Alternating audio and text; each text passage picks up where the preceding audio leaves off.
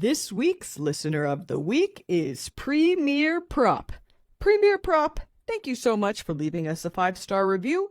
And for those of you listening, if you leave us a 5-star review below, you might be next week's listener of the week. This week on Commercial Real Estate Secrets, we have Pete Reese. Pete Reese is the president of RealVest. Pete, thank you so much for being on the show today. Pleasure having me. I'm looking forward to this. Hey, I'm looking forward to talking about land because we have not really talked about land on Commercial Real Estate Secrets, and ironically, it's a part of every single deal, no matter what. So, Pete, will you tell the listeners who you are, where you come from, and a little bit about your business? Yeah. So obviously my name is Pete Reese, and we have a company that we do land investing. So we do a combination of short-term holds, just buying, maybe doing some minor value adds to these properties and then reselling quickly. We also are starting to get into some of the, bigger type projects, land subdivisions and things like that as well. So I've been in real estate for, over 20 years at this point. Have my broker's license in California, but we actually don't do many properties at all in California, buying things all over the country and reselling them. And many times, most of the time, I don't see them at all. So, Hey, that's the cool thing about land is you don't have to. yeah, pretty easy. You can see most of it on the computer screen, what you need to see at least. So tell us about your endeavors flipping land, what that looks like, and how you find your properties.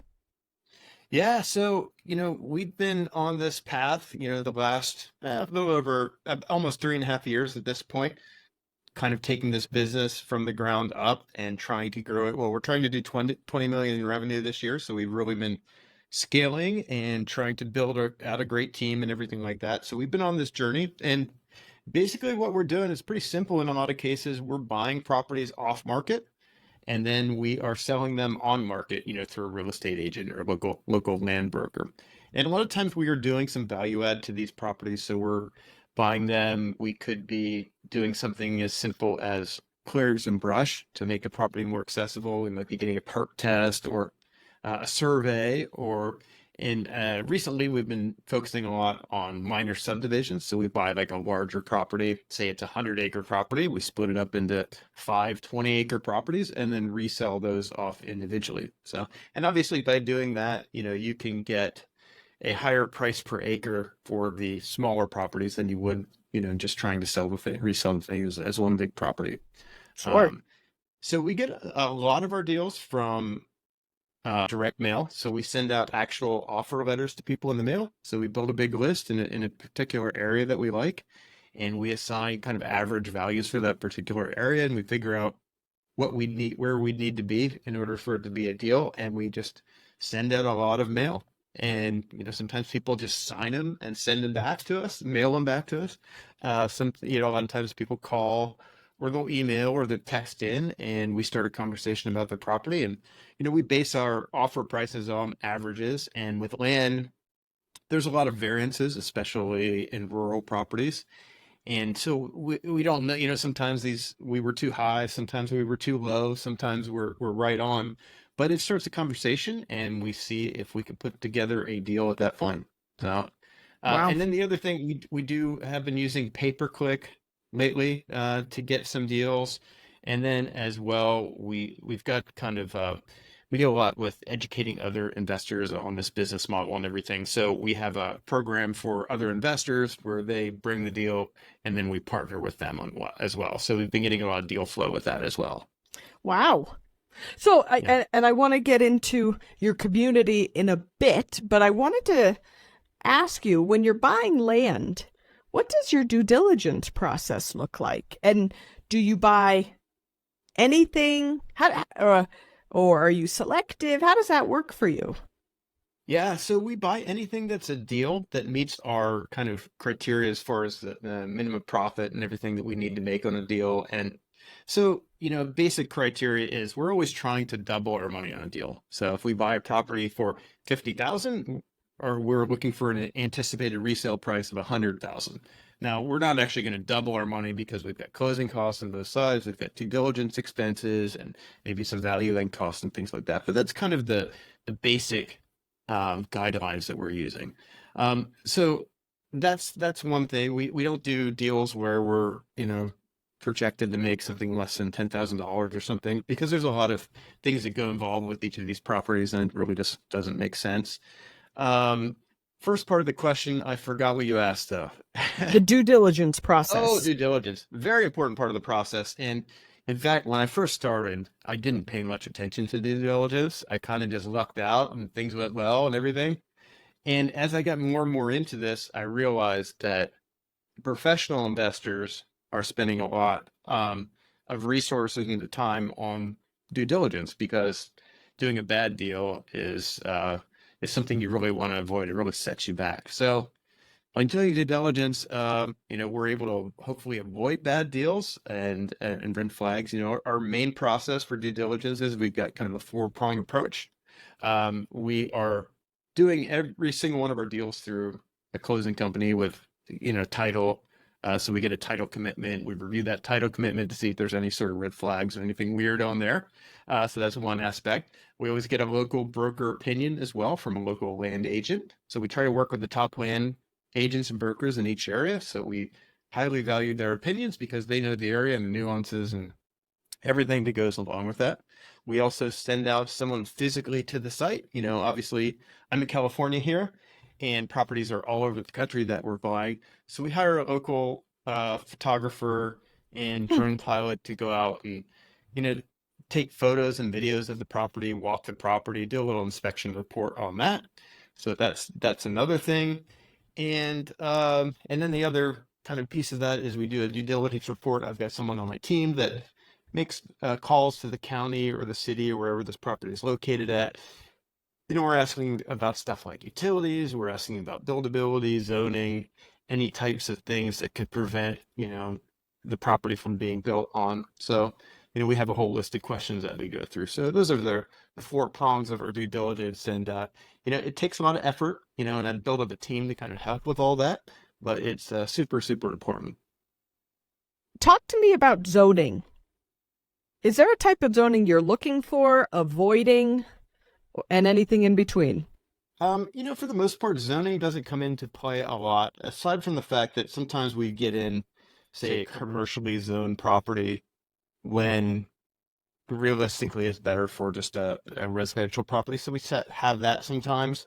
But it doesn't really come into play a lot. Most of the properties that we end up with end up being some sort of agricultural zoning or some sort of residential zoning.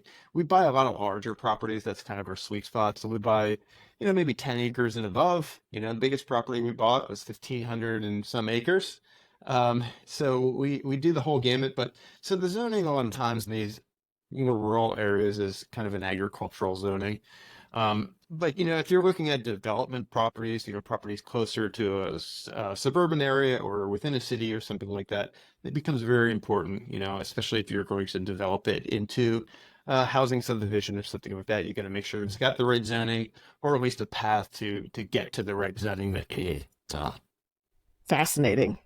I'm kind of a history nerd, and something I love about real estate is learning the players, the past and the players. Yes. Your sellers, what are the average hold times that you're seeing on a seller when you're buying their ground? Okay. Well, we run into a lot of scenarios. Some people are just they contact us because they recently inherited a property and they've never even been to it and they never plan to go to it. So we get a Wow. lot of those types of situations. We're basically the convenience buyer. So, we're not going to be paying top dollar or anything like that, but we are convenient. We pay cash, we close quickly, that type of thing. And then sometimes we have people that have bought this property, 20, 30 years ago, and they had maybe had the intent at one time to actually develop it or build a house or cabin on the property, and they just never got around to sick paying these property tax bills. So we get a good portion of those. We get some that have just been in the family for many, many years, and they don't use the property, and it's just down. It just unwanted property. So we get those types of things. But I'd say the average mostly, uh, probably most of them, I guess, have been some sort of longer term hold. Not a recent purchase at least. So Okay. Yeah, we sold my old man and I sold 320 acres of ground in 2022, and the family who owned the ground had their patriarch of many generations back had owned the ground. He had homesteaded on the ground. oh wow, that's cool. Yeah, and it just happened to be amazing ground and an amazing location. And I just to think this ground happened to be immediately south of Denver International Airport. To think just it so happened that they homesteaded right where they were about to build a major airport is it's wild. And Anywhere near Lucifer. yeah, exactly. Very close to Lucifer, and Okay. everybody's still smiling except for anybody who was involved with building Lucifer. Yeah. I heard.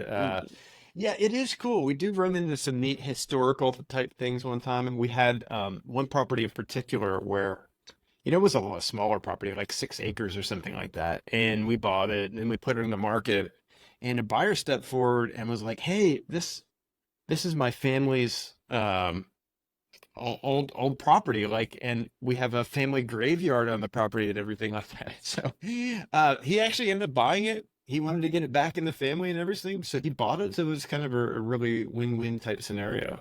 So, Yeah, I try to just rule of thumb avoid dead bodies, dead uses.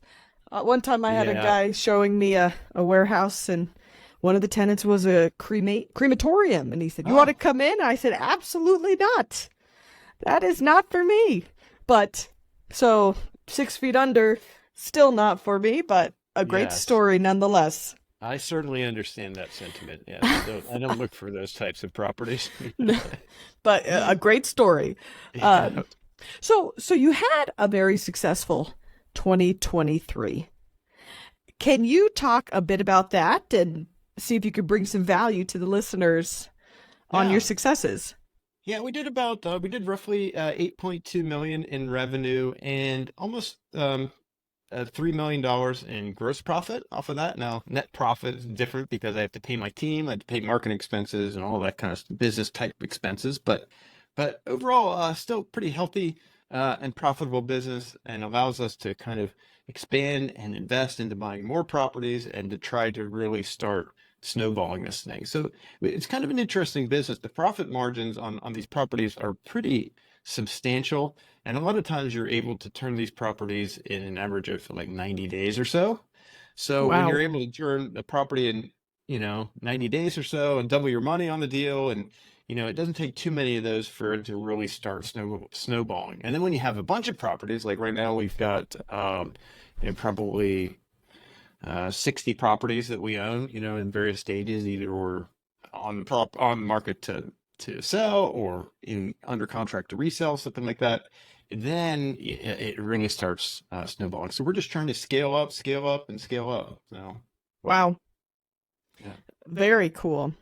So let me ask you, the way that I was taught was that there was an element of risk when you're deploying money to buy land because because it's not income producing.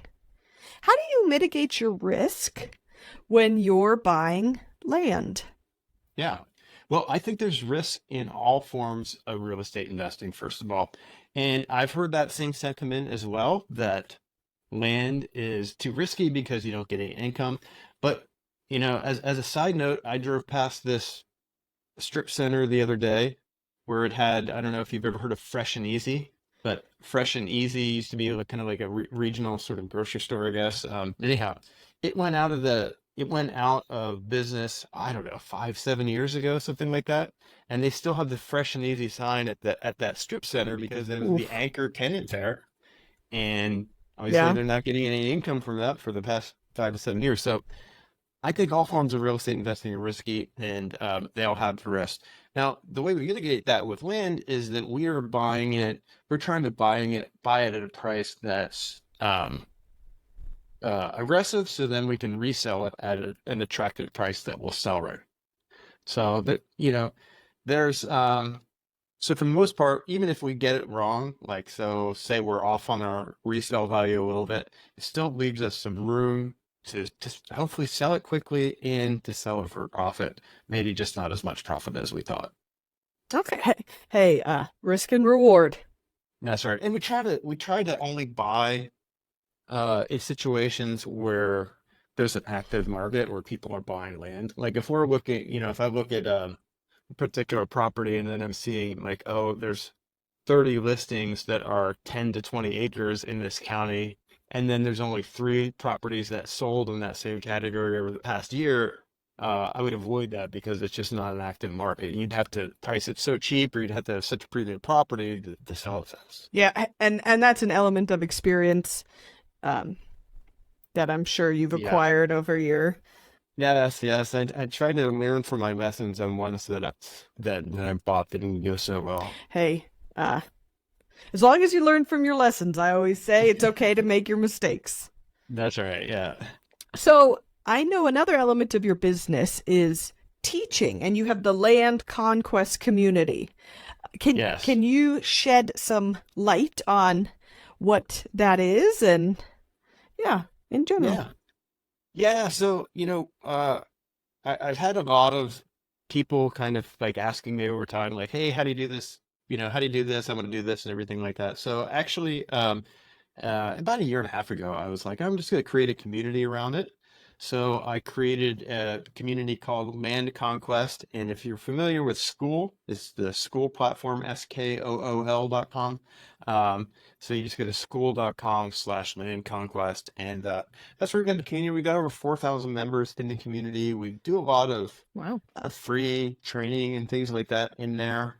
And do these regular deal evaluation calls, we call it, where basically we're on Zoom and different people in the community submit properties that they're looking at buying or have under contract or something like that. And I just share my screen and go through all the evaluation process I would if I was going to buy the property myself, try to give an indication of what I think it's worth and stuff like that. So we do those types of regular things. So we're really trying to just kind of, shed the light on what this business is all about and how to do different aspects of it. So it's been a lot of fun. So, and by that, I've been able to come in contact with a lot of other land investors, and we've got a partner program that we do where, I mentioned on our deal flow, which is really pretty cool because it's a situation where with land, there aren't hard money options available, at least unless you're not like really experienced. So we try to fill that gap by offering to fund the deals. Like we'll use our money to buy the property, and then we basically partner with the investor on that. So my team actually takes over and does all the due diligence, all the transaction process. We negotiate offers and they come everything. And then we just split the profits 50-50 when it resells. So, hey, yeah. real estate is a game of finding win-win for everyone. So Yeah, definitely. I had an investor that brought a deal to us, and in the matter of this property resold really quickly, and they made 180,000 percent of them for their portion of the and they just got the deal under contract and submitted it to us, and we just partnered on it. It was great. you must have made a friend. Yeah, it was a good win-win. We made a lot too. So so we've done many more deals with that same investor. Yeah. Yeah. Hey, deals make more deals. Yeah, that's right. So, Pete, before I have you tell the audience where everybody can find you and connect with you, we always end Commercial Real Estate Secrets, the podcast, with this question. And that is, what about what you do in commercial real estate is making you happy today? Yeah. Well, for me, what makes me happy is the kind of flexibility that this business kind of provides my family and everything. So I'm working all the time, but on the flip side of that, I've got a lot of flexibility to, go pick my daughter up at school, or, go just like take off randomly in the middle of the day and do whatever we want. So that's kind of what makes me happy. It's all about my family for me. So anything that I can do to kind of enhance a family life is a win for me. I was the daughter who my mom couldn't ever pick me up from school, but my dad could. And I wanted that lifestyle too. So I get it. And it might seem like your kids don't realize it, but they, Yeah. It goes further than you would expect. Yeah, and the other thing that's cool is I've our family's kind of incorporated into our business. My oldest daughter is 24 now, but she is kind of like really involved in the business, evaluating properties when they come in, like kind of making the call, like, hey, what will we pay for this property? Will we buy it or not? And they've done deals on their own too. My oldest daughter and my middle daughter. So Hey, yeah, I think I read you have 3 girls. yes, 3 girls. I'm the baby of 3 girls. I wish Oh, my cool. sisters were into it, but I suppose I have to spearhead the way. But That's right. yeah, I love women in commercial real estate. I think we bring a different mindset and perspective and element of value that I don't have to sell you on. And I've just found it to be nothing but a value add. So I'm sure your daughters are, although they're young, have a lot of runway and acreage Yes. in front of them. So Yeah, I'm super excited to where they'll take all this because they're way ahead of me when I was that age. oh yeah. Hey, Yeah. it's the best thing I ever did with my dad was just get in the trenches with him, and I still am to this day. So Okay, that's great. so Pete, for the listeners, where can they find you, connect with you, and contact you? Yeah, well, a couple of different places you can find me online. First of all, our community. Just go to school.com/land conquest. That's school with SKOOL.com. And then also, we have a podcast called Turning Profit. And that's, when I say we, it's myself and my wife, Heather. And that's on YouTube and all the different podcast platforms. So on YouTube, it's at Turning Profit. And, social media, I'm at partnerwithpete.com on Instagram and on TikTok. Awesome. Pete, thank you so much for being on this week's episode of Commercial Real Estate Secrets. And for everybody listening, we'll see you next week. Ready to shatter your glass ceiling while creating legacy and financial freedom? Head to my show notes for our free guide, How to Get Started in Commercial Real Estate.